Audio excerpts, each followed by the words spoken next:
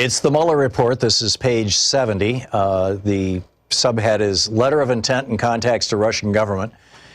Between approximately October 13, 2015 and November 2, 2015, the Trump Organization, through its subsidiary Trump Acquisition LLC and the company IC Expert, completed a Letter of Intent, an LOI, for the Trump Moscow property. The LOI, signed by Trump for the Trump Organization and Rozov on behalf of IC Expert, was, quote, intended to facilitate further discussions in order to, quote, attempt to enter into a mutually acceptable agreement related to the Trump-branded project in Moscow. The LOI contemplated the development with residential, hotel, commercial, and office components and called for, quote, approximately 250 first-class luxury residential condominiums, as well as one first-class luxury hotel consisting of approximately 15 floors and containing not fewer than 150 hotel rooms. For the residential and commercial portions of the project, the Trump Organization would receive between 1 and 5% of all condominium sales, plus 3% of all revenue and rental and other revenue. For the project's hotel portion, the Trump Organization would receive a base fee of 3% of gross operating revenues for the first 5 years and 4% thereafter, plus a separate incentive fee of 20% of operating profit. Under the LOI, the Trump Organization would also receive a $4 million upfront fee prior to groundbreaking. Under these terms, the Trump Organization stood to earn substantial sums over the lifetime of the project without assuming significant liabilities or financing commitments. On November 3, 2015, the day after the Trump Organization transmitted the LOI, Sater emailed Cohen suggesting that the Trump-Moscow project could be used to increase candidate Trump's chances at being elected, writing, quote, buddy, our boy can become president of the USA and we can engineer it. I will get all of Putin's team to buy in on this. I will manage the process. Michael, Putin gets on stage with Donald for a ribbon cutting for Trump Moscow, and Donald owns the Republican nomination and possibly beats Hillary, and our boy is in. We will manage this process better than anyone. You and I will get Donald and Vladimir on a stage together very shortly. That is the game changer. Later that day, Sater followed up.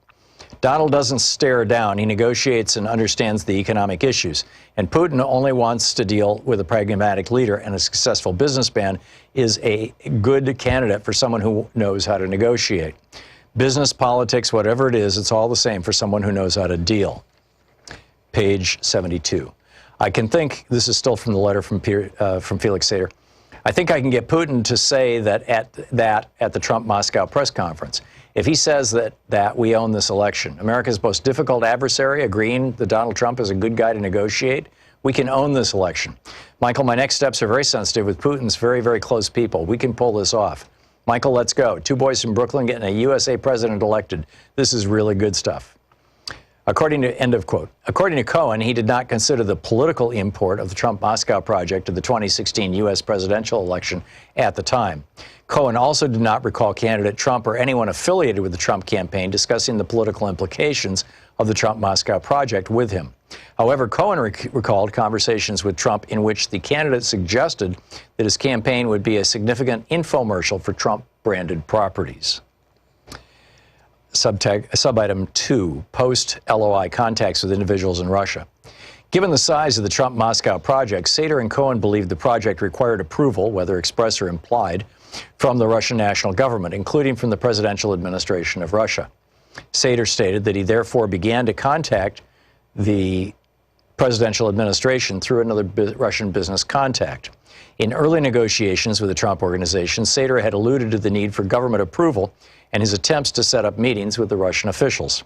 On October 12, 2015, for example, Sater wrote to Cohen that, quote, all we need is Putin on board and we are golden, and that a meeting with Putin and top deputies is tentatively set for 14 October. Some of the text here has been deleted by Bob Barr. This meeting was being coordinated by associates in Russia, and he had no direct interaction with Russian government. Approximately a month later, that was not referring to Michael Cohen, by the way, it was referring to whatever was deleted. Approximately a month later, after the LOI had been signed, Lena Erchova emailed Ivanka Trump on behalf of Erchova's then-husband Dmitry Klokov to offer Klokhov's assistance to the Trump campaign. Klokhov was at that time director of external communications for PJSC Federal Grid Company of Unified Energy System, a large Russian electricity transmission company, and had been previously employed as an aide and press secretary to Russia's energy minister. Ivanka Trump forwarded the email to Cohen. He told the office that after receiving this inquiry, he had conducted an internet search for Klokhov's name and concluded incorrectly that Klokhov was a former Olympic weightlifter. Between November 18 and 19, 2015, Klokhov and Cohen had at least one telephone call and exchanged several emails. Describing himself in emails to Cohen as a trusted person who could offer the campaign political strategy and synergy on a government level, Klokhov recommended that Cohen travel to Russia to speak with him and an unidentified intermediary. Klokhov said that those conversations could facilitate a later meeting in Russia between the candidate and an individual Klokhov described as our person of interest. In an email to the office, Erchova later identified the person of interest as Russian President Vladimir Putin. It's the Mueller Report.